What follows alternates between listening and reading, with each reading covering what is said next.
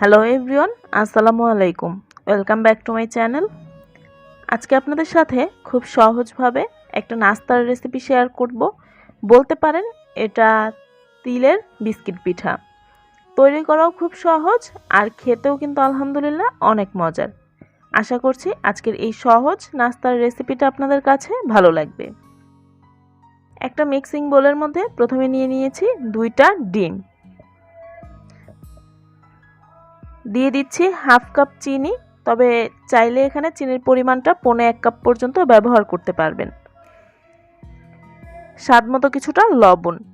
এখন এগুলো একটা কাঁটা চামচের সাহায্যে খুব ভালো করে মিশিয়ে নিচ্ছি যতক্ষণ না পর্যন্ত চিনিটা খুব ভালো করে গলে যায়। কিছুক্ষণ ফেটিয়ে নেওয়ার পরে যখন চিনিটা খুব ভালো করে গলে যাবে তখন এর মধ্যে দিয়ে দিচ্ছি 2 টেবিল চামচ পরিমাণ রান্নার রেগুলার তেল। আর তেলটা দেওয়ার পরে তেলটাও খুব ভালো করে এগুলোর সাথে মিশিয়ে নিচ্ছি। সব কিছু মেশানো হয়ে গেলে এখন এর মধ্যে দিয়ে দিচ্ছি ময়দা। আমি এখানে মেজারমেন্ট কাপের 2 কাপ পরিমাণ ময়দা ব্যবহার করেছি। ময়দার সাথে এই পর্যায়ে 1 চা চামচ পরিমাণ বেকিং পাউডার ব্যবহার করবেন। আমার প্রথমে দিতে মনে ছিল না, তাই আমি এটা পরে ব্যবহার করেছি। তবে চেষ্টা করবেন ময়দার সাথেই বেকিং পাউডারটা দিয়ে দেওয়ার জন্য, তা না হলে অনেক সময় দেখা যায় এটা পরে দিলে সব জায়গায় খুব ভালো করে মিশতে চায় না। এখন প্রথমেই একটা চামচ দিয়ে এগুলোকে খুব ভালো করে মিশিয়ে নিচ্ছি। এরপরে হাত দিয়ে খুব ভালো করে এটাকে মথে নিচ্ছি।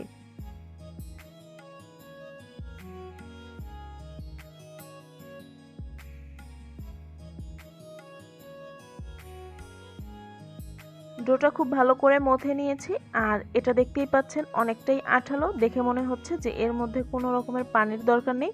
তবে এখানে 2 কাপ ময়দার জন্য 2 টেবিল চামচ পরিমাণ পানি ব্যবহার করব, তবে অতিরিক্ত পানি কিন্তু ব্যবহার করা যাবে না।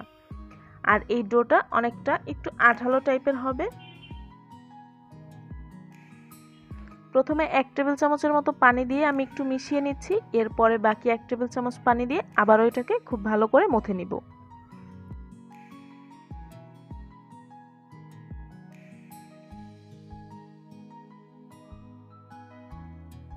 মথে নেওয়া হয়ে গেলে বিস্কিটগুলো তৈরির সুবিধার্থে আমি হাতে একটু তেল মেখে নিচ্ছি। আর এটা দেখতেই পাচ্ছেন একটু আঠালো টাইপের, তবে এটা কিন্তু হাতে লেগেও যাবে না। ঠিক এরকম একটা ডো তৈরি করতে হবে। প্রথমে হাত দিয়ে একটু গোল করে নিচ্ছি, এরপরে 2 হাতে আলতো করে একটু চাপ দিলেই তৈরি হয়ে যাবে। চাইলে কিন্তু এরকম গোল গোল করেও তৈরি করে নিতে পারবেন। বলগুলোকে তখন শুধু এই তিলের মধ্যে কোট করে নিলেই হবে। আমি যেহেতু বিস্কিটের শেপ দিচ্ছি তাই একটু চ্যাপ্টা করে নিয়ে এগুলোকে তিলের মধ্যে কোট করে নিয়েছি।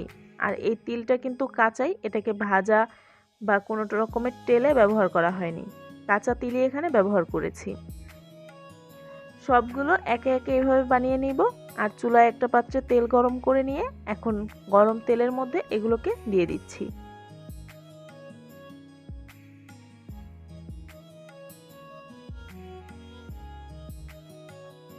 এক পাশ যখন কিছুটা হয়ে যাবে দেখবেন যে এমনিতেই এগুলো তেলের উপরে ভেসে উঠবে, তখন একটা কিছুর সাহায্যে এগুলোকে উল্টে দিচ্ছি।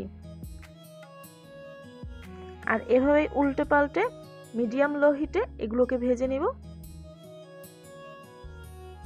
নিজেদের পছন্দ মতো কালার করে এগুলোকে ভেজে তুলে নিলেই হবে।